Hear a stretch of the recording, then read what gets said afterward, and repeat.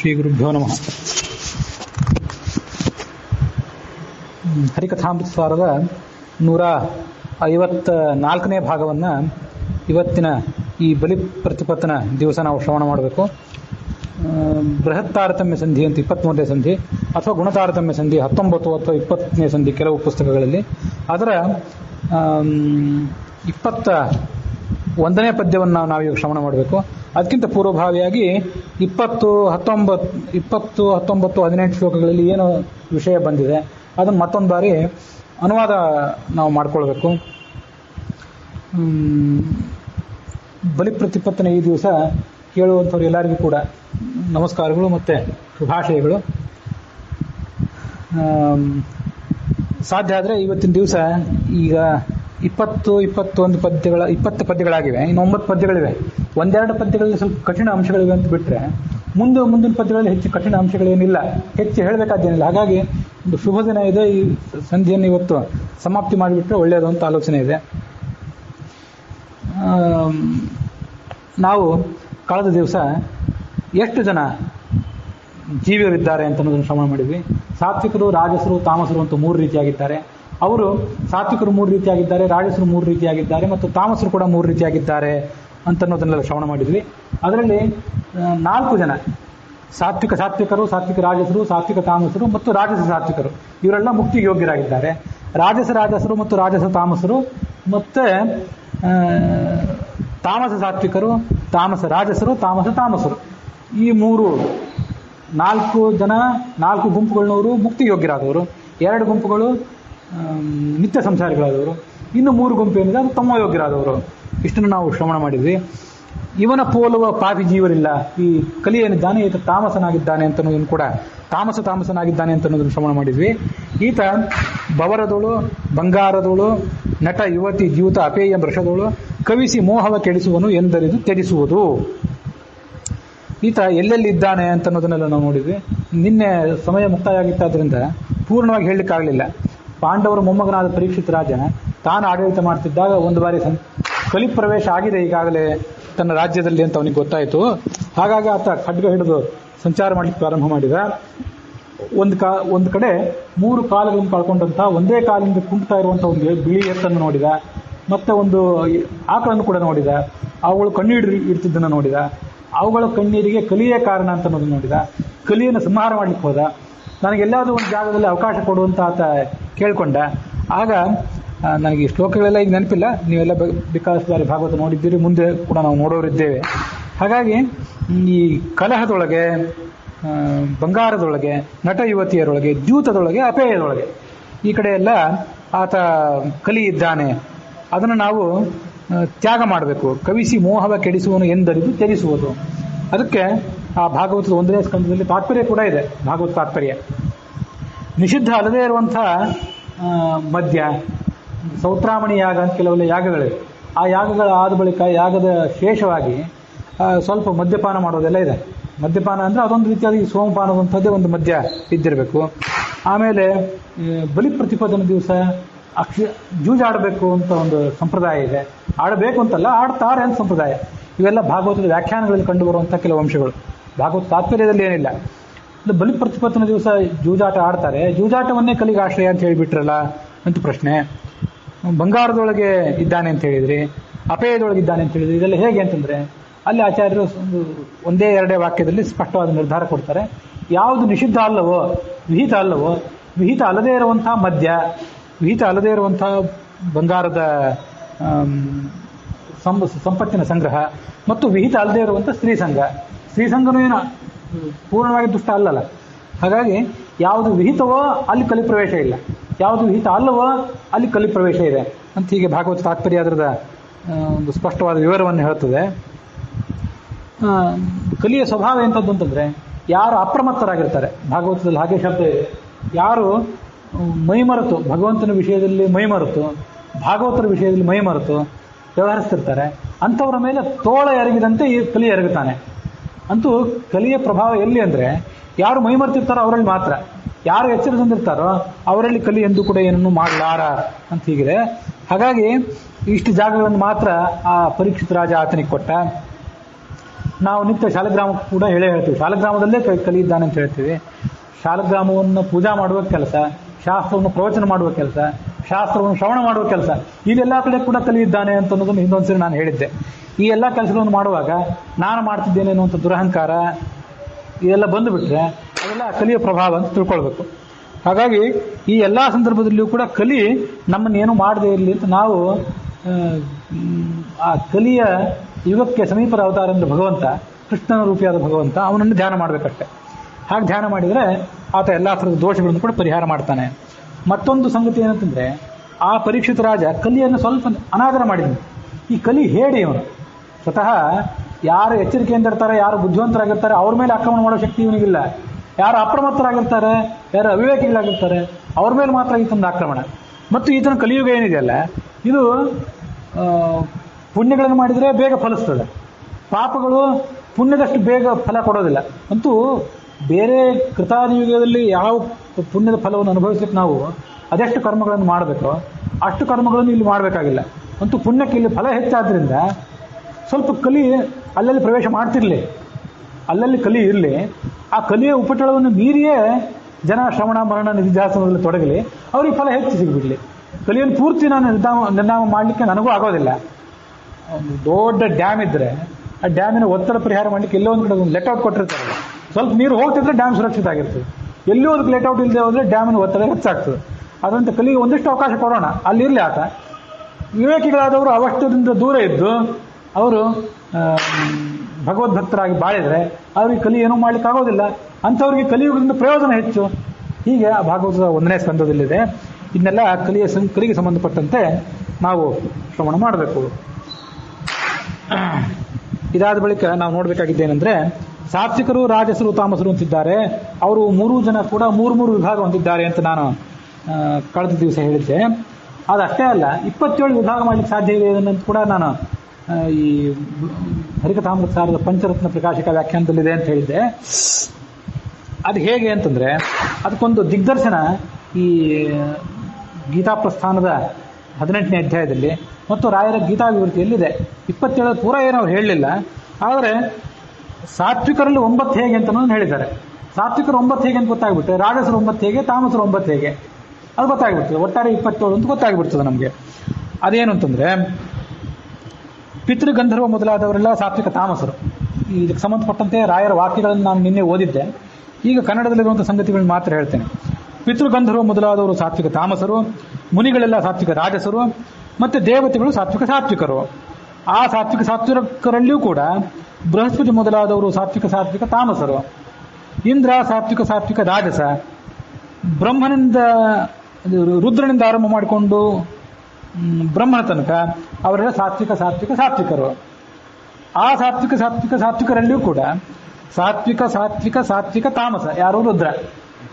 ಸಾತ್ವಿಕ ರಾಜಸ ಯಾರು? ಸರಸ್ವತಿ ಮತ್ತು ಭಾರತೀಯರು. ಬ್ರಹ್ಮವಾಯುಗಳು ಮಾತ್ರ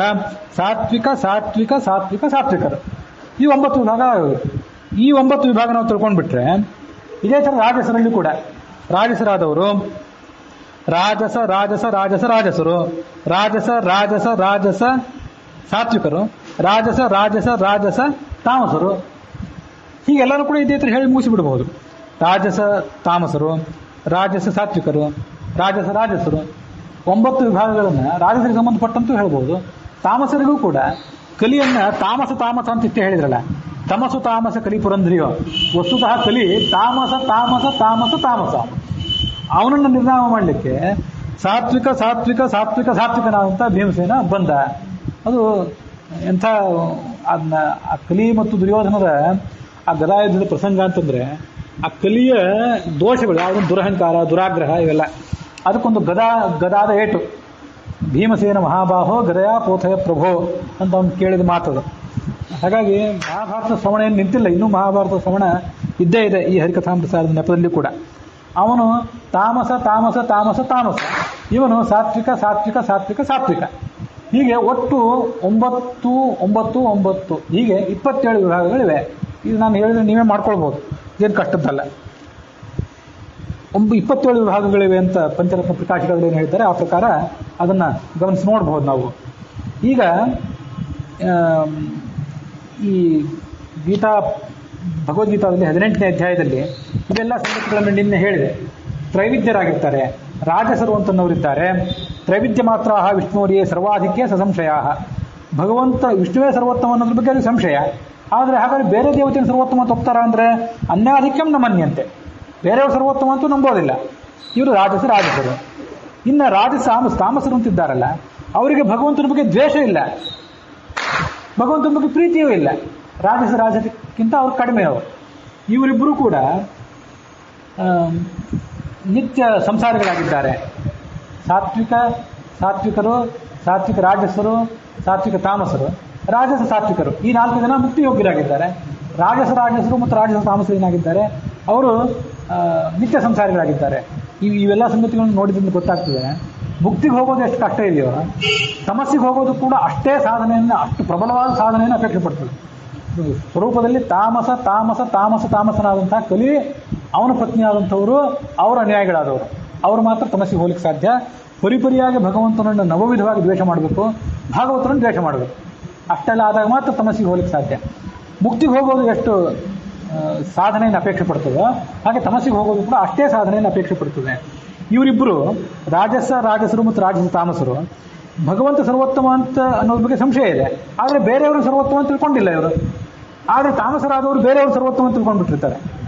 ಹಾಗಾಗಿ ಅವ್ರು ದುರ್ಗತಿಗೆ ಹೋಗ್ತಾರೆ.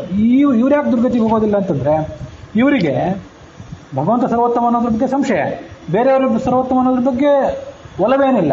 ಹಾಗಾಗಿ ಇವರು ದುರ್ಗತಿಗೆ ಹೋಗೋದಿಲ್ಲ. ವಿಷ್ಣು ಸರ್ವೋತ್ತಮತ್ವವನ್ನು ತಿಳಿದೂ ಇಲ್ಲ, ಅವನಲ್ಲಿ ದ್ವೇಷವನ್ನು ಮಾಡೋದಿಲ್ಲ. ಇವರು ರಾಜಸ ತಾಮಸರು. ಇವರಿಬ್ಬರು ನಿತ್ಯ ಸಂಸಾರಿಗಳಾದವರು ಅಂತ ತಿಳ್ಕೊಳ್ಬೇಕು. ಇದು ಈ 18ನೇ ಪದ್ಯ ಇದೆಯಲ್ಲ, ಸತ್ವರು ಸತ್ವರಾಜಸರು.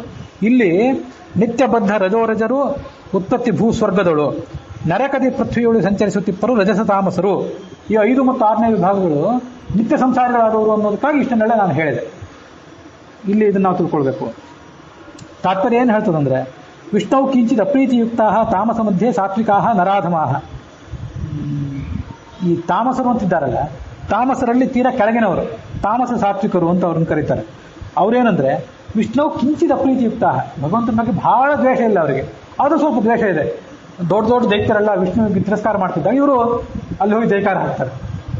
ಹಾಗಾಗಿ ಇವರು ತಾಮಸ ಸಾತ್ವಿಕರು, ತಮಯೋಗ್ಯರೇ ಇವರು. ನರಾಧಮಾಹ ಸತ್ವಪ್ರಧಾನತ್ವಾತ್ ಏತಾನಾರಭ್ಯ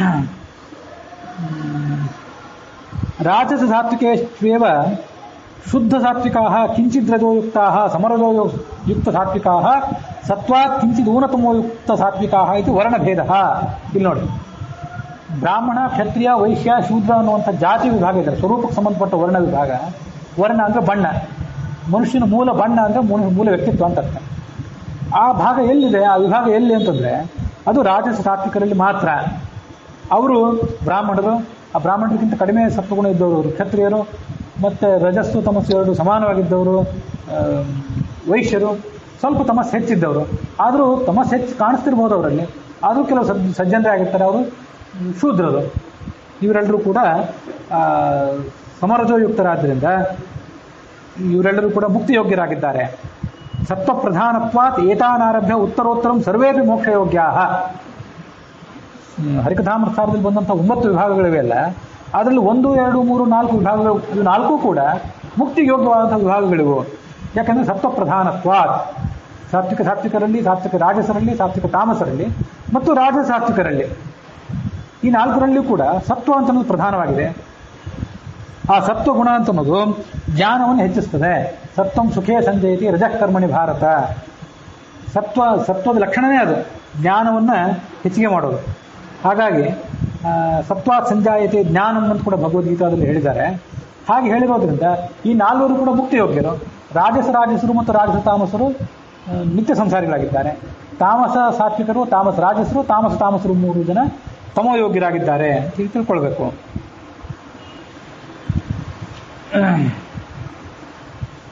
ಸತ್ವಪ್ರಧಾನತ್ವಾತ್ ಏತಾನಾರಭ್ಯ, ಈ ರಾಜಸ ಸಾತ್ವಿಕರಿಂದ ಹಿಡಿದು, ಏತಾನ್ ಅಂತಂದ್ರೆ ಇಲ್ಲಿಂದ ರಾಜಸ ಸಾತ್ವಿಕರ ಬಗ್ಗೆ ಪ್ರಸ್ತಾವ ಬಂದಿದೆ. ಏತಾನ್ ಆರಭ್ಯ ಉತ್ತರೋತ್ತರ, ಮೇಲಿನವರೆಲ್ಲರೂ ಕೂಡ ಮುಕ್ತಿಯೋಗ್ಯಾ. ಸತ್ವಾ ಸಂಜಾಯತಿ ಜ್ಞಾನಂ ಇತ್ಯಾದೇಹೇ. ಸತ್ವಾಧಿಕೋ ಮೋಕ್ಷಯೋಗ್ಯ ಯೋಗ್ಯ ಅಂದಂತಮಸಸ್ತದ. ಸತ್ವರೋ ರಜೋ ಭೂಯಾನ್ ಸಮೋವಾ ಸ್ಮೃತಿಪಾತ್ರಕಃ ಅಂತ ಅದು ಭಗವದ್ಗೀತಾದ ತಾತ್ಪರ್ಯ. ಅಲ್ಲಿ ಮುಂದೆ ಬಂದಿರುವಂಥ ಸಂಗತಿಗಳು. ಈಗ ಇಲ್ಲಿ ತನಕ ಈ ಎಲ್ಲ ಸಂಗತಿಗಳನ್ನು ನಾವು ನೋಡಿದ್ವು. ಇದಕ್ಕೆ ಸಂಬಂಧಪಟ್ಟಂತೆ ಸ್ವರೂಪಕ್ಕೆ ಸಂಬಂಧಪಟ್ಟಂತೆ ಸತ್ವ ರಜಸ್ ತಮಸ್ಸು ಗುಣಗಳಿವೆ. ಪ್ರಾಕೃತಿಕ ಸತ್ವ ರಜಸ್ ತಮೋ ಗುಣಗಳಲ್ಲದೆ ಸ್ವರೂಪಕ್ಕೆ ಸಂಬಂಧಪಟ್ಟಂತೆ ಸತ್ವ ರಜಸ್ ತಮೋ ಗುಣಗಳಿವೆ ಅಂತ ನಾನು ಹೇಳಿದ್ನಲ್ಲ. ಇದಕ್ಕೆ ಒಂದಿಷ್ಟು ವಿಷಯಗಳನ್ನು ನಾನೀಗ ಹೇಳಬೇಕು. ನಾನು ನಿನ್ನೆ ಹೇಳಿದಂತೆ ಇದು ಶಾಸ್ತ್ರದಲ್ಲಿ ಎಲ್ಲೋ ಅಡಗಿ ಬಂದಿರುವಂಥ ಒಂದು ಪ್ರಮೇಯ. ಅಷ್ಟು ಶಾಸ್ತ್ರ ಯಾವತ್ತೂ ಕೂಡ ಒಂದು ಜಾಹೀರಾತಿನಂತೆ ದೊಡ್ಡ ಬೋರ್ಡಿನ ಮೇಲೆ ರಹಸ್ಯಗಳನ್ನು ಕಿತ್ತರಿಸೋದಿಲ್ಲ. ಬಹಳ ಆಳವಾಗಿ ವಿಮರ್ಶೆ ಮಾಡಿದಾಗ ಮಾತ್ರ ಶಾಸ್ತ್ರ ಗೊತ್ತಾಗ್ತದೆ. ಪ್ರಕೃತಿಯಲ್ಲಿ ಸತ್ವ ರಜಸ್ ತಮಸ್ಸು 3 ಗುಣಗಳಿವೆ. ಅದೆಲ್ಲರಿಗೂ ಪ್ರಸಿದ್ಧವಾಗಿದೆ. ಸತ್ವಂ ರಜಸ್ತಮ ಇತಿ ಗುಣಾಃ ಪ್ರಕೃತಿ ಸಂಭವಾಃ ನಿಬದ್ಧಂತಿ ಮಹಾಬಾಹೋ ದೇಹೇ ದೇಹಿನ ಮೌಲ್ಯ ಅಂತ ಭಗವದ್ಗೀತಾನೂ ಇದೆ. ಆತ್ಮನ ಸ್ವರೂಪ ಅಂತನ್ನೋದು ಅಪ್ರಾಕೃತ, ಅವ್ಯಾಕೃತ. ಅದರಲ್ಲಿ ಸತ್ವ ರಜಸ್ಸು ತಮಸ್ಸು ಅನ್ನುವಂಥ 3 ಗುಣಗಳು ಹೇಗೆ ಬರ್ಲಿಕ್ಕೆ ಸಾಧ್ಯ ಅಂತ ಒಂದು ಪ್ರಶ್ನೆ ನಮಗೆ ಹಾಗೆ ಬರ್ಲಿಕ್ಕೆ ಸಾಧ್ಯ ಇದೆ. ಅದಕ್ಕೆ ನಾನು ನಿನ್ನೆ ಹೇಳಿದೆ, ಪ್ರಮಾಣಗಳನ್ನ ಆಮೇಲೆ ತೋರಿಸ್ತೇನೆ. ಈಗ ಈ ಪ್ರಸಂಗ ನೋಡಿದ್ರೆ ಗೊತ್ತಾಗ್ತದೆ. ಸಾತ್ವಿಕ ಮುಕ್ತಿಗೆ ಹೋಗೋರು ಯಾರು, ನಿತ್ಯ ಸಂಸಾರಿಗಳು ಯಾರು, ಮತ್ತು ತಮಸ್ಸಿಗೆ ಹೋಗೋರು ಯಾರು. ಆ ವಿಭಾಗವನ್ನು ಸಾತ್ವಿಕ ಸಾತ್ವಿಕರು, ಸಾತ್ವಿಕ ರಾಜಸರು, ಸಾತ್ವಿಕ ತಾಮಸರು ಮತ್ತು ರಾಜಸ ಸಾತ್ವಿಕರು ಅಂತ ಹೀಗೆ ಮಾಡ್ತಾ ಹೋದರು. ಇದು ಒಂದು ವೇಳೆ ಶರೀರಕ್ಕೆ ಸಂಬಂಧಪಟ್ಟದ್ದು ವಿಭಾಗ ಆಗಿದ್ರೆ ಯಾವ ಶರೀರ? ಮನುಷ್ಯ ಅದೆಷ್ಟೋ ಶರೀರಗಳನ್ನು ತಾಳ್ತಾನಲ್ಲ. ದೇವತೆಗಳಂತೂ ಕಲ್ಪಗಟ್ಟಲೆ ಸಾಧನೆ ಮಾಡ್ತಾರೆ. ನಾವು ಕೂಡ 1000 ಸಜ್ಜನರಾಗಿದ್ದರೆ 1000 ಗಟ್ಟಲೆ ಜನ್ಮಗಳು ತಾಳ್ತೀವಿ. ಅದೆಲ್ಲ ಮುಂದೆ ಕಲ್ಪ ಸಾಧನ ಸುಳಾದಿಯಲ್ಲಿ ಬರೋದಿದೆ. ಅಷ್ಟಷ್ಟು ಸಾಧನೆ ಮಾಡಿದರೆ ಮಾತ್ರ ಅವನ ಸಾಧನೆ ಪಕ್ವವಾಗಿ ಆತ ಮುಂದೆ ಹೋಗ್ಲಿಕ್ಕೆ ಅನುಕೂಲ ಆಗ್ತದೆ. ಶಾರೀರಿಕವಾಗಿ ಭೌತಿಕ ಶರೀರಕ್ಕೆ ಸಂಬಂಧಪಟ್ಟಂತೆ ಸಾತ್ವಿಕರಾದವರು, ಭೌತಿಕ ಶರೀರಕ್ಕೆ ಸಂಬಂಧಪಟ್ಟಂತೆ ಸಾತ್ವಿಕ ರಾಜಸರಾದವರು ಅಂತ ವಿಭಾಗ ಮಾಡ್ತಾ ಹೋದರೆ ಆ ಜೀವನ ಯಾವ ಶರೀರಕ್ಕೆ ಸಂಬಂಧಪಟ್ಟಂತೆ, ಇಷ್ಟು ಶರೀರ ತಾಳ್ತಾನಲ್ಲ, ಅದರಲ್ಲಿ ಯಾವ ಶರೀರಕ್ಕೆ ಸಂಬಂಧಪಟ್ಟಂತೆ ಈ ವಿಭಾಗ ಅದು ಹೇಳಲಿಕ್ಕೆ ಸಾಧ್ಯ ಇಲ್ಲ. ಹಾಗಾಗಿ ಶರೀರ ಮನುಷ್ಯನಿಗೆ ಯಾವುದೂ ಬರಬಹುದು. ಇದು ನಾವು ಎಚ್ಚರಿಕೆ ಇಟ್ಕೊಂಡಿರ್ಬೇಕು. ಆತ ಸಜ್ಜನನಾದರೂ ಕೂಡ, ಸಾತ್ವಿಕನೇ ಆಗಿದ್ರೂ ಕೂಡ ಪ್ರಾರಬ್ಧ ಕರ್ಮದಿಂದಾಗಿ ತೀರಾ ನೀಚ ವರ್ಣ ಬಂದ್ಬಿಡ್ಬೋದು ಒಂದು ಬೇರೆ. ಮತ್ತೆ ಒಬ್ಬ ಆ ಸ್ವರೂಪತಃ ಅತ್ಯಂತ ನೀಚನಾದರೂ ಕೂಡ ಆಕಸ್ಮಿಕವಾಗಿ ಸಜ್ಜನರ ಕುಲದಲ್ಲಿ ಅದೊಂದು ಜನ್ಮ ಮಾತ್ರ ಶುದ್ಧ ಭಾಗವತ ಜನ್ಮ ಬಂದುಬಿಡ್ಬೋದು. ಅದೊಂದು ಜನ್ಮದಲ್ಲಿ ಭಾಗವತನಾಗಿ ಕಳೆದು ಮುಂದೆ ಆತ ಭ್ರಷ್ಟನಾಗಿ ಹೋಗ್ತಾನೆ. ಅದೇ ಜನ್ಮದ ಕೊನೆಯಲ್ಲಿ ಭ್ರಷ್ಟನಾಗ್ತಾನೆ, ಅಥವಾ ಮುಂದಿನ ಜನ್ಮದಲ್ಲಾದರೂ ಭ್ರಷ್ಟನಾಗ್ತಾನೆ ಅಂತ ತನ್ನ ಟ್ರ್ಯಾಕಿಗೆ ಬರ್ತಾನೆ ಪ್ರತಿಯೊಬ್ಬ ಕೂಡ. ಅದಕ್ಕೆ ನಾವು ಬೇಕಾದಷ್ಟು ಉದಾಹರಣೆ ನೋಡಿದ್ದೇವೆ. ಬ್ರಜಿ ಮಹಾರಾಜನಿಗೆ 500 ಜನ ಮಕ್ಕಳಿದ್ರು. ಆವಾಗಲೇ ಈ ಕಥೆ ನಾನು ಹೇಳಿದ್ದೆ. 500 ಜನ ಮಕ್ಕಳಾದ್ರಿಂದ ಅವರೆಲ್ಲರಿಗೂ ಕೂಡ ಒಳ್ಳೆಯ ರಾಜಯೋಗ್ಯವಾದಂಥ ತರಬೇತಿ ಏನೋ ಇತ್ತು. ಆದರೆ ಅವರು ಕೊನೆ ತನಕ ಹಾಗೇ ಇದ್ದು ಯೋಗ್ಯರಾಗಿ ಧಾರ್ಮಿಕರಾಗಿ ಬದುಕಿ ಆ ಬೃಹಸ್ಪತಿಯ ಒಂದು ನಾಸ್ತಿಕ ಬೋಧನೆಯಿಂದ ಪಡೆದು ಅವರು ಧಾರ್ಮಿಕ ಕಾರ್ಯಗಳನ್ನೆಲ್ಲ ಬಿಟ್ಟು ಧರ್ಮದ ಬಲ ಪಡ್ಕೊಂಡಾದ್ರಿಂದ ಇಂದ್ರನ ಸಿಂಹಾಸನದಿಂದ ಚ್ಯುತರಾದರು ಅಂತ ಕೇಳ್ತೇವೆ ನಾವು. ಹಾಗೆ ಬ್ರಜಿ ಮಹಾರಾಜ ಅವನು ಯದುವಂಶದ ಕವಲವೆಲ್ಲ ಚಂದ್ರವಂಶದ ಕವಲುಗಳು. ಅಂಥ ಕವಲಿನಲ್ಲಿ ಹುಟ್ಟಿ ಬಂದವರಿಗೆ ಇಂಥ ಒಂದು ಭ್ರಾಂತಿ ಬರುವಂತಾಯ್ತು ಒಂದು ಕಾಲಕ್ಕೆ. ಹೇಗೆ ಬಂತು ಇದೆಲ್ಲ? ಇದನ್ನು ನಾವು ತಿಳಿದು ನೋಡಬೇಕು. ಹೇಗೆ ಬರ್ಲಿಕ್ಕೆ ಸಾಧ್ಯ ಇಷ್ಟೆಲ್ಲ ಮನುಷ್ಯನಿಗೆ ಅಂತೂ ಹಾಗಾಗಿ ಸಾಧ್ಯ ಇದೆ. ಸಜ್ಜನರಾಗಿದ್ದವರು ಕೊನೆಗೆ ತಮ್ಮ ಟ್ರ್ಯಾಕಿಗೆ ಬರ್ತಾರೆ. ದುರ್ಜನರಾಗಿದ್ದವರು ಸಜ್ಜನರಂತೆ ಕಾಣಿಸಿಕೊಂಡು ಮುಂದೆ ಕೊನೆಗೆ ದುರ್ಜನರಾಗ್ತಾರೆ. ಸಜ್ಜನರಾಗಿದ್ದವರು ನಡುವೊಂದು ಬಾರಿ ದುರ್ಜನರು ಅಂತ ಕಾಣಿಸಿಕೊಂಡು ಆಮೇಲೆ ಮತ್ತೆ ಸಜ್ಜನರಾಗ್ತಾರೆ. ಅದು ಅಜಾಮಿಳನ ಕಥೆ, ಮಾಧವ ಬ್ರಾಹ್ಮಣನ ಕಥೆ. ಇದೆಲ್ಲ ಪ್ರಾರಬ್ಧ ಕರ್ಮದಿಂದ ಈಗ ಆಗ್ತವೆ ಅನ್ನೋ ಸಂಗತಿಯನ್ನು ನಾವು ಬಹಳ ಎಚ್ಚರಿಕೆಯಿಂದ ತಿಳ್ಕೊಳ್ಬೇಕು ಯಾವತ್ತೂ ಕೂಡ.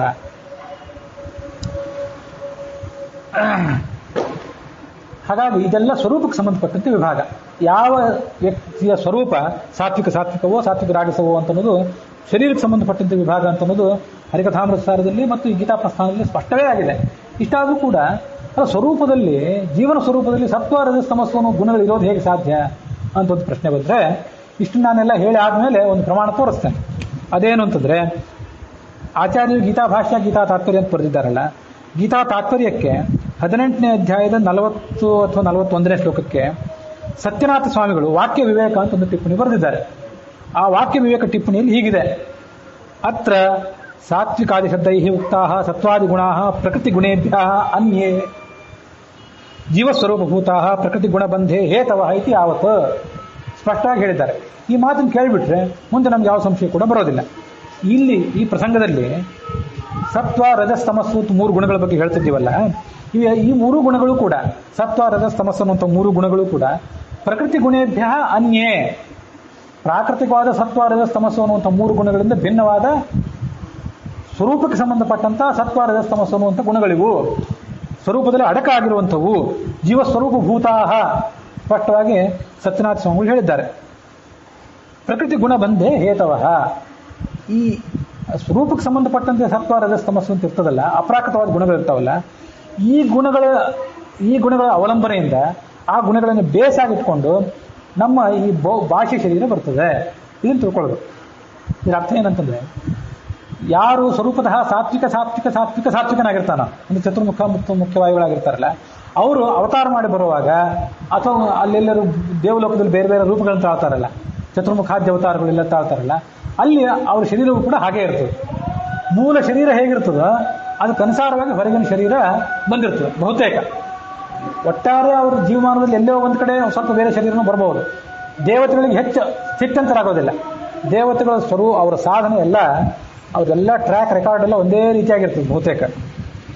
ನಮ್ಮಂಥ ಮನುಷ್ಯರಿಗೆ ಏನಾಗ್ತದೆ ಅಂತಂದ್ರೆ, ಸಜ್ಜನರಾದವರು ಒಂದು ಬಾರಿ ತೀರಾ ದುರ್ಜನರಾಗಿ ಕೆಳಗೆ ಹೋಗಿ ಮತ್ತೆ ಮೇಲೆ ಇರ್ತಾರೆ, ದುರ್ಜನರಾದವರು ತೀರಾ ಸಜ್ಜನರಾಗಿ ಮತ್ತೆ ದುರ್ಜನರಾಗಿ ಪರಿವರ್ತನೆ ಹೊಂದುತ್ತಾರೆ. ಇವೆಲ್ಲ ಅತ್ಯಂತ ವೈಪರೀತ್ಯಗಳು ಮನುಷ್ಯನ ಜೀವನದಲ್ಲಿ ಕಾಣ್ತವೆ ಹೊರತು, ಕೆಳಗಿನ ಹಂತದಲ್ಲಿ ಜೀವನ ಕಾಣ್ತವೆ ಹೊರತು, ಮೇಲಿನ ಹಂತದವರಲ್ಲಿ ಅಂಥ ಪರಮಾವಧಿ ವೈಪರೀತ್ಯಗಳು ಕಾಣಿಸೋದಿಲ್ಲ. ಏನೇ ಇದ್ರು ಇವರು ತಾಮಸರೇ ಆಗಿರಲಿ, ಸಾತ್ವಿಕರೇ ಆಗಿರಲಿ, ರಾಜಸರೇ ಆಗಿರಲಿ, 3 ವಿಭಾಗದ ಜೀವರು, 9 ವಿಭಾಗದ ಜೀವರು, 27 ವಿಭಾಗದ ಜೀವರಿಗೆ ಒಳಗಿನ ಶರೀರ ಹೇಗೋ, ಅದರಲ್ಲಿ ಎಷ್ಟು ಸತ್ವ, ಎಷ್ಟು ರಜಸ್, ಎಷ್ಟು ತಮಸ್ಸಿದೆಯೋ ಅದಕ್ಕನುಸಾರವಾಗಿ ಹೊರಗಿನ ಶರೀರ ಬರ್ತಾ ಹೋಗ್ತದೆ.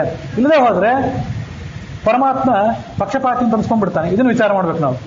ಎಲ್ಲರಿಗೂ ಒಂದೇ ಥರ ಶರೀರ ಯಾಕೆ ಕೊಡಲಿಲ್ಲ? ಎಲ್ಲರನ್ನೂ ಒಂದೇ ರೀತಿಯಾದ ಅನುಕೂಲ ಇರುವಂಥ ಕುಟುಂಬದಲ್ಲಿ ಯಾಕೆ ಹುಟ್ಟಿಸಲಿಲ್ಲ? ದೇವತೆಗಳಾದವು, ರಾಕ್ಷಸರಾದರು, ನಾವು ಕೆಲವರು ಭೂಲೋಕದಲ್ಲಿ ಉಳಿದ್ವಿ, ಮನುಷ್ಯರಾದ್ವಿ, ಹೇಗಿದೆಲ್ಲ ಅನ್ನೋ ಪ್ರಶ್ನೆಗೆ ಉತ್ತರ ಇಲ್ಲದಂತಾಗ್ತದೆ. ವಸ್ತುತಃ ಸ್ವರೂಪದಲ್ಲಿಯೇ ಈ ಎಲ್ಲ ಗುಣಗಳಿವೆ. ಆದರೂ ಅವು ಪ್ರಕೃತಿಯ ಗುಣಗಳಲ್ಲ, ಪ್ರಕೃತಿಗೆ ಸಂಬಂಧಪಟ್ಟ ಗುಣಗಳಲ್ಲ, ಅವು ಅಪ್ರಾಕೃತವಾದ ಗುಣಗಳೇ ಇವೆ. ಸತ್ವ ರಜಸ್ ತಮಸ್ ಅನ್ನೋವು. ಅವುಗಳನ್ನು ಆಧರಿಸಿಕೊಂಡು ಪ್ರಕೃತಿಯು, ತ್ರಿಗುಣಾತ್ಮಕವಾದ ಈ ಪ್ರಕೃತಿ ಏನಿದೆಯಲ್ಲ, ಅದು ನಮ್ಮನ್ನ ಇಂತಿಂತ ದೇಹದಲ್ಲಿ ಕಟ್ಟಿ ಹಾಕ್ತಿದೆ. ನಿಬದ್ಧಂತಿ ಮಹಾಬಾಹೋ ದೇಹೇ ದೇಹಿನಂ ಅವ್ಯಯಂ.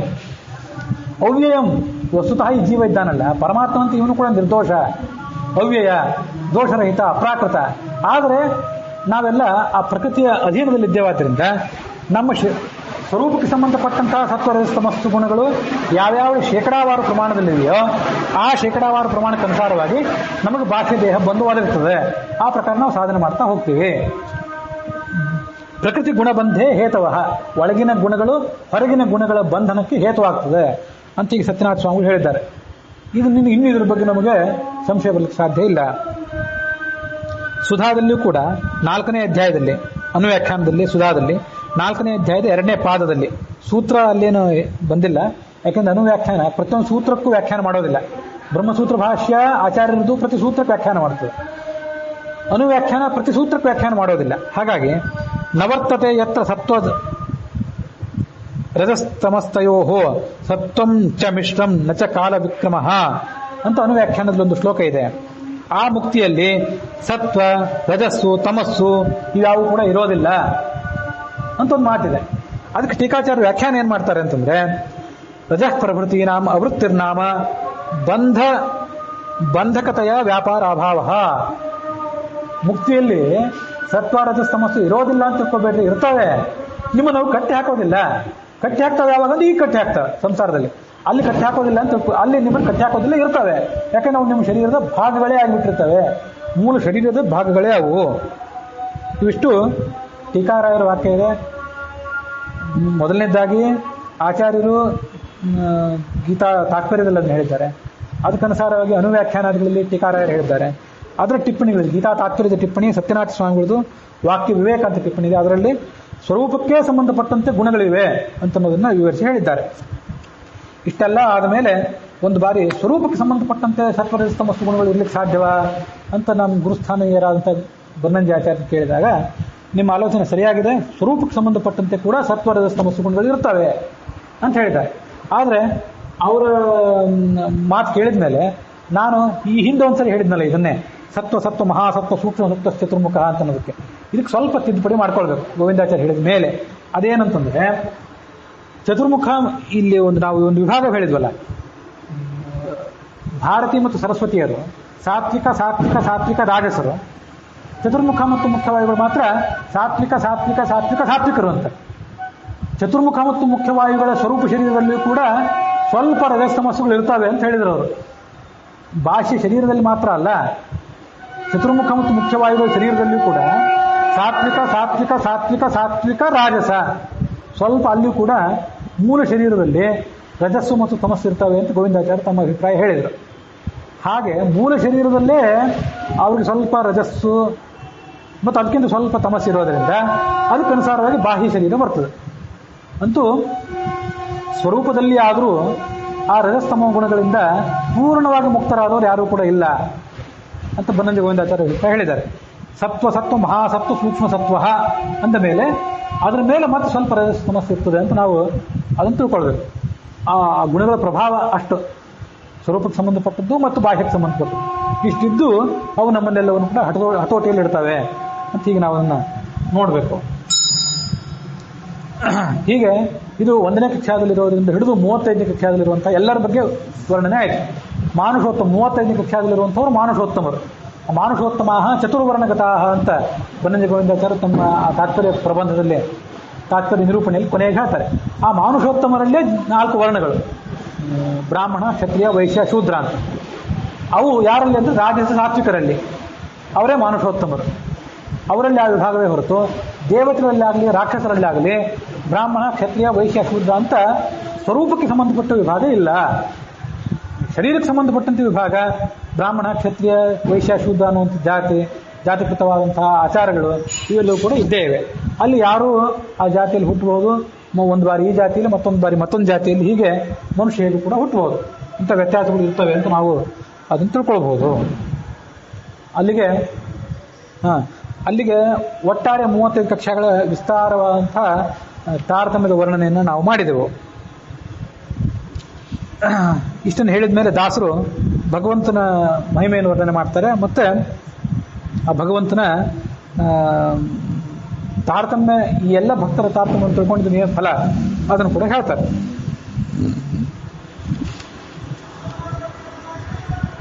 ತ್ರಿವಿಧ ಜೀವ ಪ್ರತತಿಗಳ ಸಗ್ಗ ಒಳೆಯಾಣ್ಮಾಲೆಯನ್ನು ನಿರ್ಮಿಸಿ ಯುವತಿಯರ ಒಡಗೂಡಿ ಕ್ರೀಡಿಸುವನು ಕೃಪಾಸಾಂದ್ರ ದಿವಿಜ ದಾನವ ತಾರತಮ್ಯದ ವಿವರ ತಿಳಿವ ಮಹಾತ್ಮರಿಗೆ ಬಾನ್ನವಿರ ಸಕ ತಾನೊಲಿದು ಉದ್ಧರಿಸುವನು ಭವದಿಂದ. ಸಗ್ಗ ಒಳೆ, ಸಗ್ಗ ಅಂದ್ರೆ ಸ್ವರ್ಗ, ಸ್ವರ್ಗದ ಹೊಳೆ ಅಂದ್ರೆ ಹೊಳೆ, ಆಕಾಶದ ಹೊಳೆ ಅಂತಂದ್ರೆ ಇದು 21ನೇ ಶ್ಲೋಕ, ಇದೇ ಸಂಧಿ 21ನೇ ಶ್ಲೋಕ ಇದು. ಸಗ್ಗ ಹೊಳೆ ಅಂದ್ರೆ ಆಕಾಶಗಂಗಾ, ಅದರ ಆಕಾಶಗಂಗೆಯ ಆಣ್ಮ ಅಂತಂದ್ರೆ ಅದರ ಪತಿ ಅಂದ್ರೆ ವರುಣ ಸಮುದ್ರ, ಅದರಲ್ಲಿ ಮನೆ ಮಾಡಿಕೊಂಡಿರುವಂಥವ್ರು ಸಾಗರ ಸೇನನಾದಂತಹ ಪರಮಾತ್ಮ. ಅವನು ತ್ರಿವಿಧ ಜೀವ ಪತತಿಗಳು, 3 ವಿಧವಾದಂಥ ಜೀವರು, ಸಾತ್ವಿಕರು ರಾಜಸರು ತಾಮಸರು ಅಂತ ಇವರನ್ನು ನಿರ್ಮಾಣ ಮಾಡ್ತಿದ್ದಾನೆ. ಮತ್ತು ಯುವತಿಯರ ಜೊತೆಗೂಡಿ ಶ್ರೀ ಭೂ ದುರ್ಗಾ ಈ ಯುವತಿಯರು ಇವ್ರ ಜೊತೆಗೂಡಿ ಕ್ರೀಡಿಸ್ತಾ ಇದ್ದಾನೆ. ದಿವಿಜ ಅಂದ್ರೆ ದೇವತೆಗಳು, ದಾನವರು ಅಂತಂದ್ರೆ ರಾಕ್ಷಸರು, ಇವರ ತಾರತಮ್ಯವನ್ನ ವಿವರ ತಿಳಿಯುವ ಯಾವ ಮಹಾತ್ಮರಿದ್ದಾರಲ್ಲ ಅವರಿಗೆ ಬಾನ್ನವಿರ ಸಖ ಅಂತಂದ್ರೆ, ಬಾನ್ ಅಂದ್ರೆ ಆಕಾಶ, ನವಿರು ಅಂತಂದ್ರೆ ಕೂದಲು, ವ್ಯೋಮಕೇಶನಾದಂತಹ ರುದ್ರನಿಗೆ ಸಖನಾದಂತಹ ಪರಮಾತ್ಮ ಏನಿದ್ದಾನೆ ಅವನು ತಾನು ಒಲಿದು ಉದ್ಧಾರ ಮಾಡ್ತಾನೆ, ಭವದಿಂದ ಉದ್ಧಾರ ಮಾಡ್ತಾನೆ. ಇದು ತಿಳ್ಕೊಳ್ಬೇಕಾದ ಸಂಗತಿಗಳು. ಅಲ್ಲಿ ಯುವತಿಯರ ಒಡಗೂಡಿ ಅಂತಿದೆ ನೋಡ್ರಿ, ಅದೇನೋ ಅನ್ನಿಸ್ತದೆ, ಕೃಷ್ಣಾವತಾರ ಮಾಡಿ ಬಂದಾಗ ಗೋಪಸ್ತ್ರೀ ಜೊತೆ ವಿಲಾಸ ಮಾಡಿದ್ದೇನೋ, ಬರೀ ಅಷ್ಟೇ ಅಲ್ಲ, ಯುವತಿಯಿಂದ ಬರೇ ತರುಣಿ ಅಂತ ಅರ್ಥ ಅಲ್ಲ, ಬಹಳ ಮಹತ್ವದ ಅರ್ಥ ಇದೆ ಅಂತ ಅನ್ನಿಸ್ತು ನನಗೆ ಮೊನ್ನೆ ಒಂದ್ಸರಿ ನೋಡ್ತಾ ಕುತ್ಕೊಂಡಾಗ. ಅದೇನು ಅಂತಂದ್ರೆ ವ್ಯಾಕರಣದಲ್ಲಿ ಇದನ್ನು ವಿದ್ವಾಂಸರು ಗಮನಿಸಬೇಕು. ಯು ಮಿಶ್ರಣ ಅಮಿಶ್ರಣಯೋಹೋ ಅಂತ ಒಂದು ಧಾತು, 11, 30, 10, 33ನೇ ಸಂಖ್ಯೆ ಧಾತುಗಳಿಗೆ ಸಂಖ್ಯೆ ಕೊಟ್ಟಿರ್ತಾರೆ. ಅದನ್ನೇ ವಿದ್ವಾಂಸರ ಗಮನಕ್ಕಾಗಿ ಸಂಖ್ಯೆ ಹೇಳಿದೆ ಅಷ್ಟೇ, 10, 33. ಮತ್ತೆ ಯು ಜುಗುಪ್ಸಾಯಾಮ್ ಅಂತ ಮತ್ತೊಂದು ಧಾತು, ಅದು 17, 11 ಅದರ ಸಂಖ್ಯೆ. ಇವೆರಡು ಧಾತುಗಳಿಂದ ಯುವತಿ ಅನ್ನೋ ಶಬ್ದ ನಿಷ್ಪನ್ನ ಆಗಿದೆ. ಯುವ ಶಬ್ದ ಮತ್ತು ಯುವತಿ ಶಬ್ದಗಳು ಎಷ್ಟು ಅರ್ಥ ಇದೆ ಅಂತಂದಕ್ಕೆ, ಯು ಅನ್ನೋ ಧಾತುವಿಗೆ ಮಿಶ್ರಣ ಮಾಡೋದು ಮತ್ತು ಅಮಿಶ್ರಣ ಮಾಡೋದು. ಇದಕ್ಕೆ ನಾವು ವ್ಯಾಕರಣದಲ್ಲಿ ಅರ್ಥ ತೆಗೆದು ನೋಡಿದರೆ ಯುವತಿಯನ್ನ ಸ್ತ್ರೀ ಅಂತ ಕರೀತಾರೆ, ಯುವತಿಯನ್ನ ಯುವತಿ ಅಂತ ಯಾಕೆ ಕರೀತಾರೆ ಅಂದ್ರೆ ಯುವತಿಯಾದವಳು ತನ್ನ ಗರ್ಭದಲ್ಲಿ ತನ್ನ ಅಂಶವನ್ನು ಮತ್ತು ಗಂಡನ ಅಂಶವನ್ನು ಹೊತ್ತು ಗರ್ಭವನ್ನಾಗಿ ಧಾರಣೆ ಮಾಡಿ ಅದನ್ನ ಮುಂದೆ ಜಗತ್ತಿಗೆ ಕೊಡ್ತಾಳೆ. ಅದಕ್ಕಾಗಿ ಅವಳನ್ನು ಯುವತಿ, ಯುವತಿ ಅಂತ ಈಗೆಲ್ಲ ಕರೀತಾರೆ. ಸ್ತ್ರೀ ಅಂದ್ರೂ ಅದೇ ಅರ್ಥವನ್ನು ಹೇಳ್ತಾರೆ. ಮಿಶ್ರಣ ಮಾಡೋದಂದ್ರೆ ಗಂಡನ ಭೌತಿಕಾಂಶ ಮತ್ತು ಸ್ತ್ರೀಯ ಭೌತಿಕಾಂಶ. ಅಷ್ಟು ಮಾತ್ರ ಅಲ್ಲ, ಇದು ಅದನ್ನು ಲಕ್ಷ್ಮೀದೇವಿ ಅನ್ವಯ ಮಾಡಿದಾಗ ಹೆಚ್ಚಿನ ಅರ್ಥ ಕೊಡ್ತದೆ. ಅದೇನೆಂದ್ರೆ ಸತ್ವರದ ಸ್ತಮೋ ಗುಣಗಳನ್ನ ಮಿಶ್ರಣ ಮಾಡ್ತಾಳೆ, ಮಾಡಿ ಈ ಜಗತ್ತನ್ನು ಹುಟ್ಟಿಸ್ತಾಳೆ. ಇದು ಅದಕ್ಕೆ ಆ ಯುವತಿಯನ್ನು ಶಬ್ದಕ್ಕಿರೋ ಅರ್ಥ. ಮತ್ತು ಅಮಿಶ್ರಣ ಯೋಹ ಎರಡೂ ಅರ್ಥ ಇದೆ ಅದಕ್ಕೆ, ಕೂಡಿಸುವುದು ಮತ್ತು ಬೇರ್ಪಡಿಸೋದು. ಸೃಷ್ಟಿಕಾಲದಲ್ಲಿ ಸತ್ವರದ ಸ್ತಮೋ ಗುಣಗಳನ್ನ ಬೇರೆ ಬೇರೆ ಬೇರೆ ಬೇರೆ ರೀತಿಯಾಗಿ ಕೂಡಿಸ್ತಾಳೆ. ಕೂಡಿಸಿ ಇಷ್ಟೆಲ್ಲ ಸೃಷ್ಟಿ ನೋಡಿ, ಎಷ್ಟು ಥರ ಸೃಷ್ಟಿಗಳಿವೆ. ಜಡ ಮತ್ತು ಕೆಲವು ಕೇವಲ ಗೋಡೆ ಮನೆ ಇಂಥವೆಲ್ಲ ಜಡ ಸೃಷ್ಟಿಗಳು. ಇನ್ನು ವೃಕ್ಷ, ಮನುಷ್ಯ ದೇಹ, ಪಕ್ಷಿ ದೇಹ, ಪ್ರಾಣಿ ದೇಹ ಇವೆಲ್ಲ ಚೇತನ ಸೃಷ್ಟಿಗಳು. ಒಂದಿದ್ದಂತೆ ಮತ್ತೊಂದಿಲ್ಲ. ಎಷ್ಟು ಥರದ ವ್ಯತ್ಯಾಸ, ಎಷ್ಟು ಥರದ ರುಚಿ, ಎಷ್ಟು ಥರದ ರೂಪ, ಎಲ್ಲದಕ್ಕೂ ಕೂಡ ಸತ್ವ ರಜಸ್ತಮೋ ಗುಣಗಳ ಪ್ರಪೋರ್ಷನ್ ಅಷ್ಟೇ. ಸ್ವಲ್ಪ ಸ್ವಲ್ಪ ಬೇರೆ ಬೇರೆ ಇರೋದು ಅವು ಮೂರು ಮಾತ್ರ. ಅದನ್ನು ಮಿಶ್ರಣ ಮಾಡ್ತಾಳೆ, ಜಗತ್ತು ಸೃಷ್ಟಿ ಮಾಡಿದ್ದಾಳೆ. ಅವಳನ್ನು ಬೇರ್ಪಡಿಸ್ತಾಳೆ, ಜಗತ್ತನ್ನು ನಾಶ ಮಾಡ್ತಾಳೆ. ಇದು ಮಿಶ್ರಣ ಮತ್ತು ಅಮಿಶ್ರಣ. ಇದು ಯುವ ಅನ್ನೋ ಶಬ್ದ ಮೊದಲು ನಿಷ್ಪನ್ನ ಆಗಿ ಮುಂದೆ ಯುನಸ್ತಿಹಿ ಅಂತ ಯುವ ಶಬ್ದಕ್ಕೆ ತಿ ಬಂದು ಮುಂದೆ ಯುವತಿ ಅಂತ ಶಬ್ದ ನಿಷ್ಪನ್ನ ಆಗ್ತದೆ ಪಾಣಿನಿ ಪ್ರಕಾರ. ಪಾಣಿನಿ ವ್ಯಾಕರಣಕ್ಕೆ ಅನುಸಾರವಾಗಿ ಹೇಳಿದೆ. ಶಬ್ದ ಪಾಣಿನಿಗೆ ಅನುಸಾರವಾಗೇ ನಿಷ್ಪನ್ನ ಆಗಬೇಕು ಅಂತಿಲ್ಲ, ಬೇರೆ ವ್ಯಾಕರಣಕ್ಕೆ ಅನುಸಾರವಾಗಿ ಆಗಬಹುದು. ನನ್ನ ಗಮನದಲ್ಲಿದ್ದು ಪಾಣಿನಿಯ ಸೂತ್ರ, ಅದಕ್ಕಾಗಿ ಅಷ್ಟನ್ನು ಹೇಳಿದೆ ಅಷ್ಟೇ. ಭಗವಂತನು ಕೂಡ ಯುವಕ, ಇವಳು ಯುವತಿ.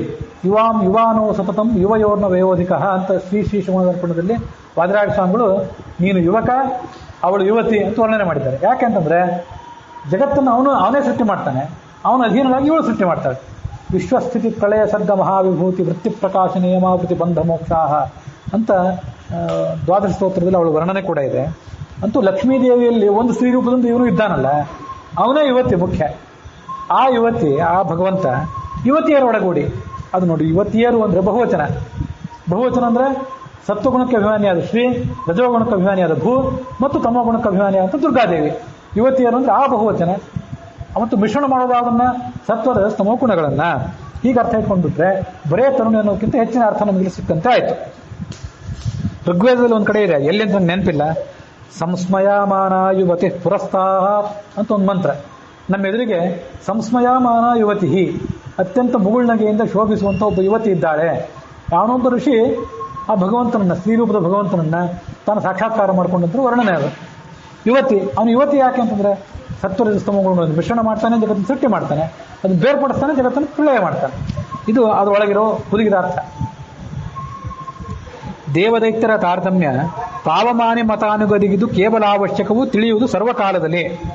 ದಾವಶಿಗೆ ಪಾಪಾಟವಿಗೆ ನವನಾಭ ಎನಿಸುವುದು ಭವಸಮುದ್ರಕ್ಕೆ, ಪಾವಟಿಗೆ ವೈಕುಂಠ ಲೋಕಕ್ಕಿದು ಇದೆಂದು ಕರೆಸುವುದು. ದೇವದೈತ್ಯರ ತಾರತಮ್ಯ ಇದೆಯಲ್ಲ, ಇದು ಪಾವಮಾನಿ ಮತಾನುಗರಿಗೆ ಅಂದ್ರೆ ಮಧ್ವಾಚಾರ್ಯರ ಮತಾನುಗರಿಗೆ ಕೇವಲ ಅವಶ್ಯಕವು, ಬೇಕೇ ಬೇಕಿದು ತಿಳಿಯುವುದು ಸರ್ವಕಾಲದಲ್ಲಿ. ಎಲ್ಲಾ ಕಾಲದಲ್ಲೂ ಕೂಡ ಇದನ್ನು ತಿಳ್ಕೊಳ್ಬೇಕು. ಹೇಗೆ ಅಂತಂದ್ರೆ ಪಾಪಾಟವಿಗೆ ದಾವಶಿಖಿ, ಪಾಪ ಅನ್ನುವಂಥ ಅರಣ್ಯಕ್ಕಿದು ದಾವಾಗ್ನಿ ಇದ್ದಂತೆ. ದಾವಾಗ್ನಿ ಹೇಗೆ ಕಾಡ್ಗಿಚ್ಚಿ ಹೇಗೆ ಕಾಡನ್ನು ನಾಶ ಮಾಡ್ತದೆ, ಹಾಗೆ ಇದು ಕೂಡ ನಾಶ ಮಾಡ್ತದೆ. ನವನಾವ ಎನಿಸುವುದು ಭವ ಸಮುದ್ರಕ್ಕೆ, ಹೊಸ ಸಂಸಾರವನ್ನು ಸಾಗರಕ್ಕಿದು ಹೊಸ ದೋಣಿ.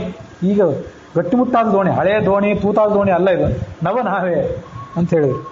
ಪಾವಟಿಗೆ ವೈಕುಂಠ ಲೋಕಕ್ಕಿದು, ವೈಕುಂಠ ಭಗವಂತನ ಸಾಕ್ಷಾತ್ಕಾರವನ್ನು ಪಡ್ಕೊಳ್ಳಿಕ್ಕೆ ಇದೊಂದು ಪಾವಟಿಗೆ, ವೈಕುಂಠ ಲೋಕಕ್ಕಿದೆಂದು ಕರೆಸುವುದು.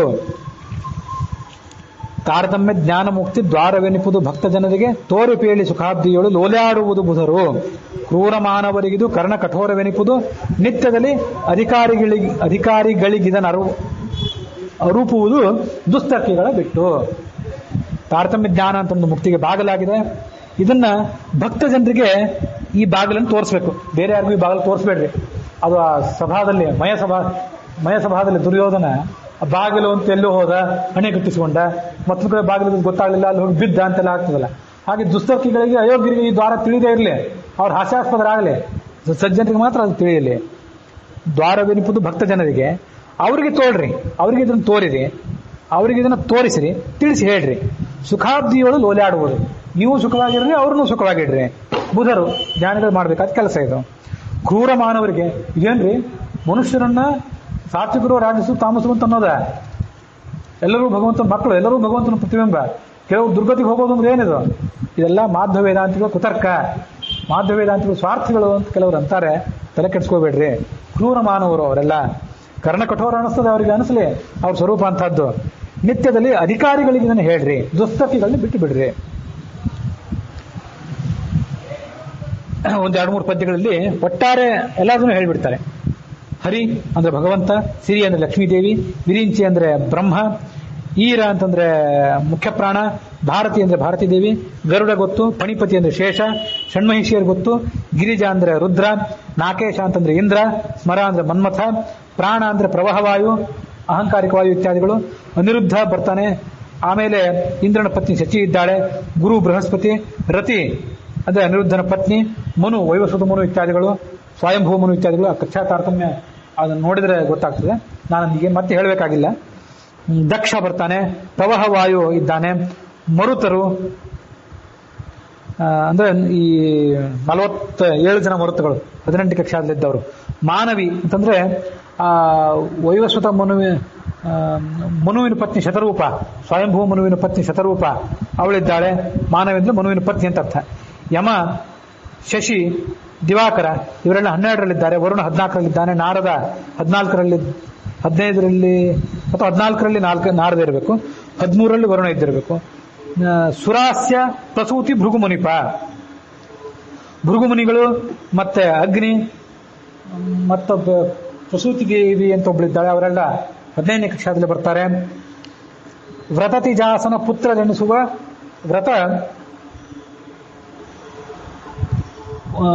ವ್ರತಿವರ ಮರೀತ್ಯತ್ರಿ ವೈವಸ್ವತನು, ತಾರಾ ಮಿತ್ರ ನಿರ್ರತಿ ಪ್ರವಾಹ ಮಾರುತನ, ಸತಿ ಧನೇಶ ಅಶ್ವಿನಿಗಳಿರ್ಗಣಪತಿಯು, ವಿಶ್ವಕ್ಸೇನ ಶೇಷ ಸುಷತರು, ಮನುಗಳು ಉಚಚ್ಛ ಚಾವನ ಮುನಿಗಳಿಗೆ ನಮಿಪೆ.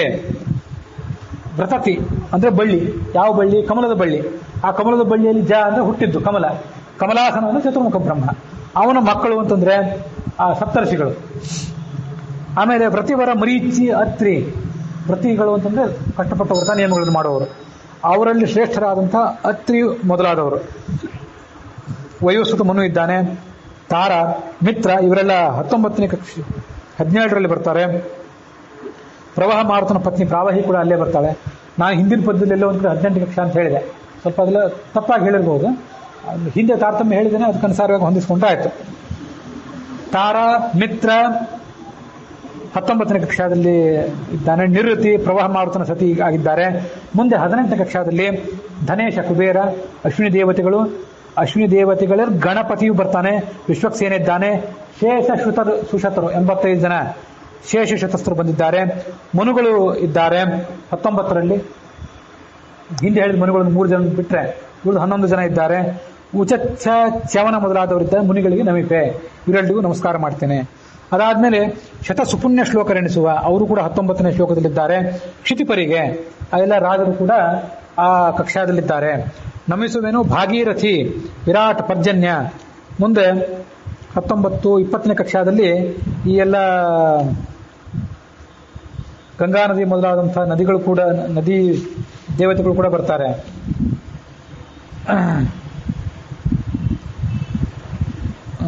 ಪರ್ಜನ್ಯ, ಗಂಗಾ, ರೋಹಿಣಿ ಇವರೆಲ್ಲ 20ನೇ ಕಕ್ಷಾದಲ್ಲಿದ್ದಾರೆ. ಭಾಗೀರಥಿ, ವಿರಾಟ್ ಅಂದ್ರೆ ವಿರಾಟ್ ಪರ್ಜನ್ಯ ಅಂತಿದೆ. ವಿರಾಟ್ ಅಂತಂದ್ರೆ ವಿರಾಟ್ ಉಷಾ ದೇವಿ ಅಂತ ಅರ್ಥ. ಬ್ರಹ್ಮಾಂಡಕ್ಕೆ ಅಭಿಮಾನ ದೇವತೆ ಆದಂತಹ ಅನಿರುದ್ಧನ ಪತ್ನಿ ಅವಳು. ರೋಹಿಣಿ, ಶ್ಯಾಮಲ, ಸಂಜ್ಞಾ, ಹುತವಹ ಮಹಿಳಾ. ಮುಂದೆ ಅಗ್ನಿಯ ಪತ್ನಿ ಸ್ವಾಹ ಇದ್ದಾಳೆ 22ನೇ ಕಕ್ಷಾದಲ್ಲಿ, ಅವಳು ಹುತವಹನ ಮಹಿಳಾ ಆಗಿದ್ದಾಳೆ. ಬುಧ ಇದ್ದಾನೆ ಮುಂದೆ. ಉಷಾ, ಕ್ಷಿತಿ, ಶನೈಶ್ಚರ. ಕ್ಷಿತಿ ಶನೈಶ್ಚರ ಅಂದ್ರೆ ಕ್ಷಿತಿ ಮತ್ತು ಶನೈಶ್ಚರ ಅಲ್ಲ. ಕ್ಷಿತಿ 18ನೇ ಕಕ್ಷಾದಲ್ಲಿ ಬಂದಾಗಿದ್ದೆ. ಕ್ಷಿತಿಗೆ ಅಂದ್ರೆ ಭೂ ಕಲಾಕ ಅಭಿಮಾನ ದೇವತೆ ಅಂತ ಶನೈಶ್ಚರ ಅಂತ ಹೀಗೆ ಅರ್ಥ ಮಾಡ್ಕೊಳ್ಬೇಕು. ಪ್ರಭಂಜನಾಚಾರ್ಯ ಪುಸ್ತಕದಲ್ಲಿ ಧರಣಿ ಶನೈಶ್ಚರ ಅಂತಿದೆ, ಅದನ್ನು ಹೊಡೆದು ಹಾಕೊಂಡು ಧರಣಿಗೆ ಅಭಿಮಾನಿ, ಧರಣಿ ಕಲಾಕ ಅಭಿಮಾನಿ ದೇವತೆ ಆದ ಶನೈಶ್ಚರ ಅಂತ ತಿದ್ಕೊಂಡ್ಬಿಟ್ರೆ ಆಯ್ತು. ಪುಷ್ಕರರಿಗೆ ಆನತಿ ಭಿನ್ನಯಿಸುವೆನು ಭಕ್ತಿ ಜ್ಞಾನ ವೀಯಲೆಂದು. ನಮಗೆ ನೀವೆಲ್ಲ ಭಕ್ತಿ ಜ್ಞಾನ ಕೊಡ್ರಿ ಅಂತ ಅವ್ರನ್ನ ಪ್ರಾರ್ಥನೆ ಮಾಡ್ತೇನೆ. 100 ಮತ್ 16,000 ನಂದಗೋಪ ಕುಮಾರನ ಅರ್ಧಾಂಗಿಯರು, ಅಗಸ್ತ್ಯಾದಿ ಮುನೀಶ್ವರರು, ಊರ್ವಶಿ ಮೊದಲಾದ ಅಪ್ಸರ ನಾರಿಯರು, ಶತ ತುಂಬುರರು, ಕಂಸಾರಿ ಗುಣಗಳ ಕೀರ್ತನೆಯ ಮಾಡಿಸಲಿ ಎನ್ನಿಂದ. 100 ಮತ್ತು 16,000 16,100 ಜನ ನಂದಗೋಪ ಕುಮಾರನ ಅರ್ಧಾಂಗಿಯರು, ಕೃಷ್ಣನ 16,100 ಜನ ಪತ್ನಿಯರು. ಮತ್ತೆ ಅಗಸ್ತ್ಯ ಮೊದಲಾದಂತಹ ಮುನೀಶ್ವರರಿದ್ದಾರೆ, ಅವರ ಕಕ್ಷಾಗಳನ್ನು ಕೂಡ ನಾವು ಹಿಂದೆ ನೋಡಿದ್ದೇವೆ. ಊರ್ವಶಿ ಮೊದಲಾದಂತಹ 100 ಜನ ಪ್ರಧಾನರಾದ ಅಪ್ಸರೆಯರಿದ್ದಾರೆ, ಅಪ್ಸರ ನಾರಿಯರು. ಶತತುಂಬುರರು ಅಂತಿದೆ, ಇಂಥವೆಲ್ಲ ಪದಗಳನ್ನು ಬಹಳ ಎಚ್ಚರಿಕೆಯಿಂದ ಗಮನಿಸಬೇಕು. 100 ಜನ ತುಂಬುರರಲ್ಲ, ತುಂಬುರು ಇರೋನೊಬ್ಬನೇ. ತುಂಬುರು ಅಂದ್ರೆ ಗಂಧರ್ವರು ಅಂತ ಅರ್ಥ. ಅದು ಪ್ರಬಂಧನಾಚಾರ್ಯ ಪುಸ್ತಕದಲ್ಲಿ ಗೊತ್ತಾಗಿಲ್ಲ, ತುಂಬುರು ಅಂತ ತಗೊಂಡಿದ್ದಾರೆ. ತುಂಬುರು ಅಲ್ಲ, 100 ಜನ ಗಂಧರ್ವರು ಅಂತ ಅರ್ಥ ಅದಕ್ಕೆ, ಅದನ್ನು ತಿದ್ಕೊಳ್ರೆ.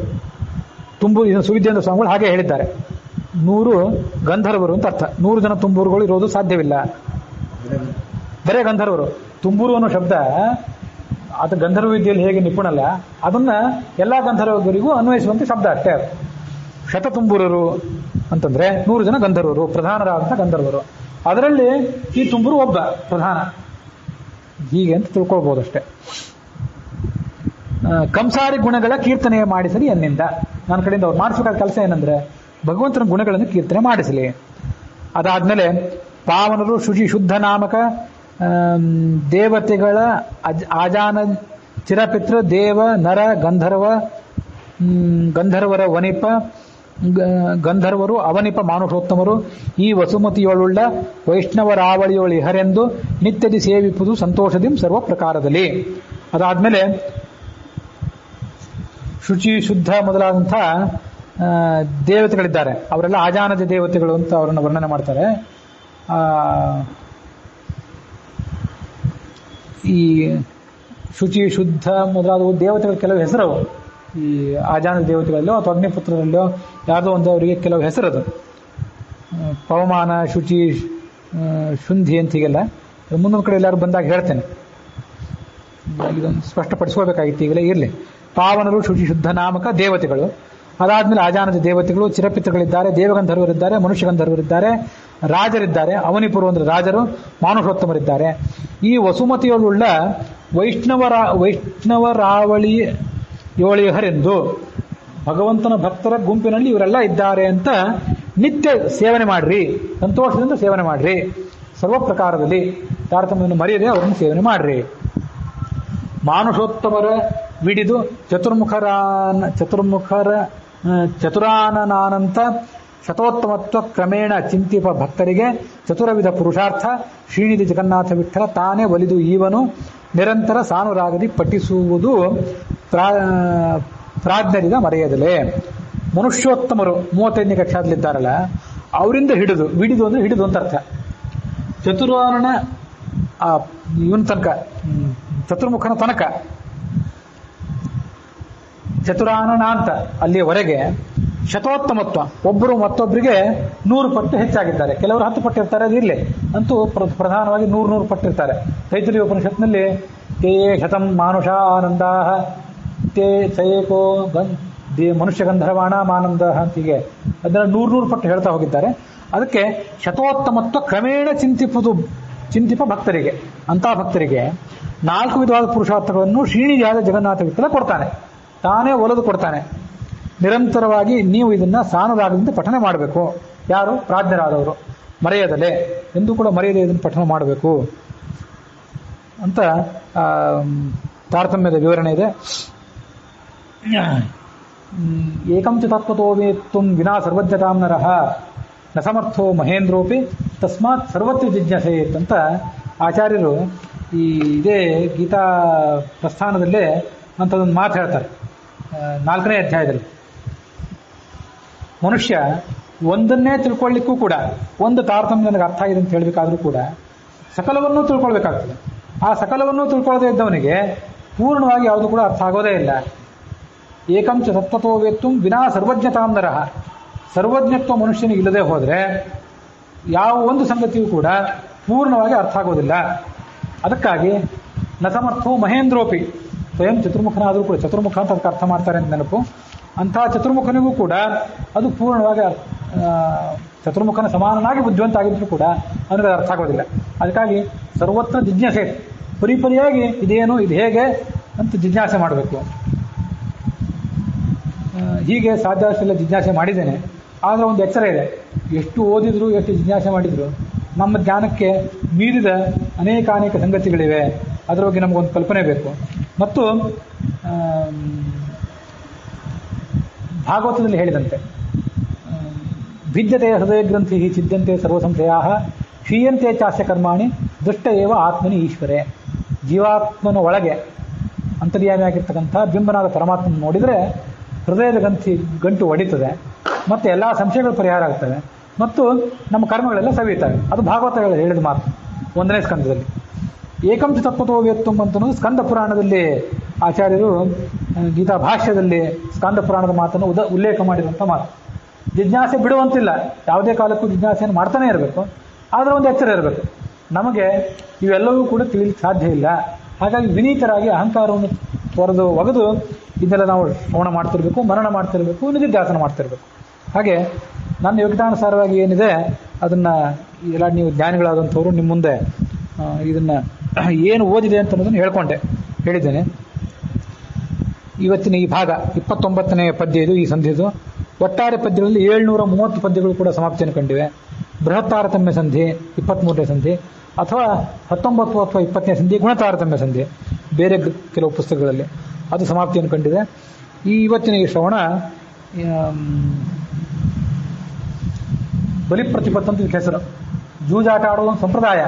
ಆದರೆ ಜೂಜಾಟವನ್ನು ಪ್ರಾಚೀನ ಕಾಲದ ಒಂದು ಸಂಪ್ರದಾಯ ಅನ್ನೋ ದೃಷ್ಟಿಯಿಂದ ಮಾತ್ರ ಆಡಬೇಕೇ ಹೊರತು ಅದನ್ನು ದುಡ್ಡಿಟ್ಟು ಮೈಯಲ್ಲಿ ಮದ ಏರಿಸ್ಕೊಂಡು ಜೂಜಾಟ ಆಡಬಾರ್ದು. ಹಾಗಾಗಿ ವಿಹಿತವಾದ್ದನ್ನು ಮಾಡಬೇಕೇ ಹೊರತು ಅವಿಹಿತವಾದ್ದನ್ನು ಮಾಡಬಾರ್ದು ಅಂತ ಭಾಗವತ ತಾತ್ಪರ್ಯದಲ್ಲಿ ಹೇಳಿದಂತೆ ನಾವು ಅದನ್ನು ಆಚರಣೆಗೆ ತರಬೇಕು. ಬಲಿ ಆ ಕರ್ಮಜ ದೇವತೆಗಳಲ್ಲಿ ಒಬ್ಬ, ಇದೇ ಕಕ್ಷಾ ತಾರತಮ್ಯದಲ್ಲೇ ಬರುವಂಥ ಒಬ್ಬ ವ್ಯಕ್ತಿ. ಅವನ ಅಂತರ್ಯಾಮಿಯಾಗಿರ್ತಕ್ಕಂಥ ಭಾರತೀಯರಮಣ ಮುಖ್ಯ ಪ್ರಾಣ ಅಂತರ್ಯಾಮಿಯಾಗಿರ್ತಕ್ಕಂಥ ವೃಷಾಕಪಿ ಅಂತ ಲಕ್ಷ್ಮೀದೇವಿ ಹೆಸರು ನನ್ನ ನೆನಪು. ವಾಮನನ ಪತ್ನಿ, ಹಿಂದೊಂದ್ಸರಿ ಹೇಳಿದ್ದೆ, ವೃಷಾಕಪಿ ಅಂತಲೇ ನೆನಪು. ವೃಷಾಕಪಿ ಅನ್ನುವಂಥ ಲಕ್ಷ್ಮೀದೇವಿ, ಆಕೆ ಸತ್ವರದ ಸ್ತಮೋಗುಣದಿಂದ ನಮ್ಮನ್ನು ಕಟ್ಟಿ ಹಾಕುವ ಮೂಲಕ ಹೇಗೆ ಯುವತಿ ಅಂತ ಅನ್ಸ್ಕೊಂಡಿದ್ದಾಳೆ. ಚತುಷ್ಕಪರ್ಧ ಯುವತಿ ಸುಪೇಶಾಹ ಘೃತ ಪ್ರತೀಕ ವಯುನಾನಿವಸ್ಥೆ ತಸ್ಯಾಂ ಸುಪರ್ಣ ವೃಷಣ ನಿಷೇಧತು ಯಸ್ಮಿನ್ ದೇವ ದದಿರೆ ಭಾಗದೇಯಂ ಅಂತ ಒಂದು ಶ್ರುತಿವಾಕ್ಯ. ಹಿಂದೊಂದ್ಸರಿ ಅದನ್ನು ಹೇಳಿದ್ದೆ. 4 ಜಡೆ ಇವೆ ಅವಳಿಗೆ, ಯುವತಿಯನ್ನು ಕರ್ಸ್ಕೊಂಡಿದ್ದಾಳೆ, ಸುಂದರವಾದ ವೇಷ ಅವಳದು. ಅವಳಿಗೆ ಯುವತಿ ಅಂತ ಹೆಸರು ಯಾಕೆಂದ್ರೆ ಗುಣಗಳಿಂದ ಕಟ್ಟಿ ಹಾಕೋಳು ನಮ್ಮನ್ನ. ಅವಳು ಕಟ್ಟಿ ಹಾಕ್ತಾನೆ, ಅವಳು ಗಂಡನೂ ಕಟ್ಟಿ ಹಾಕ್ತಾನೆ. ಅವನೇ ಈ ವಾಮನನ್ನು ಕಟ್ಟಿ ಹಾಕಿದ್ದ, ಅವನ ದುರಹಂಕಾರವನ್ನ ಮೆಟ್ಟಿ ಹಾಕ್ಲಿಕ್ಕಾಗಿ. ಹೀಗೆ ಅವರಿಬ್ಬರು ನಮ್ಮನ್ನು ಕಟ್ಟಿ ಹಾಕುವವರು ಮತ್ತು ಬಿಡಿಸುವವರು. ಆದ್ದರಿಂದ ಅವರೇ ಯುವಕ ಮತ್ತು ಯುವತಿಯರು. ಇದು ಅವರಿಗೆ ವೃಷಾಕಪಿ ಮತ್ತು ವಾಮನ ರೂಪಿಯಾದ ಭಗವಂತನಿಗೆ ಇದು ಅರ್ಪಿತ ಆಗಲಿ ಎನ್ನುವಲ್ಲಿಗೆ ಇವತ್ತಿನ ಈ ಭಾಗ ಸಮಾಪ್ತಿಯನ್ನು ಕಂಡಿದೆ.